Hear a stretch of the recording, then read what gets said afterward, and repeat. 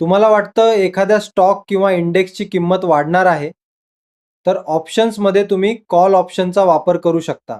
Call option म्हणजे हा असा ऑप्शन कॉन्ट्रॅक्ट आहे, जो बायरला ठराविक किमतीवर एखादा स्टॉक किंवा इंडेक्स खरेदी करण्याचा हक्क देतो. सोप्या उदाहरणाने समजून घेऊया.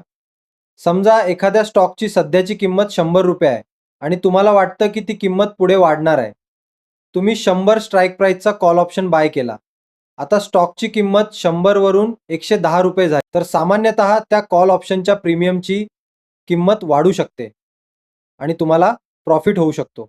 पण स्टॉकची किंमत खाली गेली किंवा अपेक्षेप्रमाणे वाढली नाही, तर प्रीमियम कमी होऊ शकतो आणि तुम्हाला लॉस होऊ शकतो. म्हणून लक्षात ठेवा, मार्केटवर जाण्याची अपेक्षा म्हणजे कॉल ऑप्शन. पण ऑप्शन्समध्ये टाईम डिके आणि व्हॉलॅटिलिटी सारख्या गोष्टींचाही प्रीमियमवर परिणाम होतो. उद्या आपण समजून घेणार आहोत पुट ऑप्शन म्हणजे काय. पण अशाच सोप्या मराठीत स्टॉक मार्केट शिकण्यासाठी ट्रेड नोवाला फॉलो करा.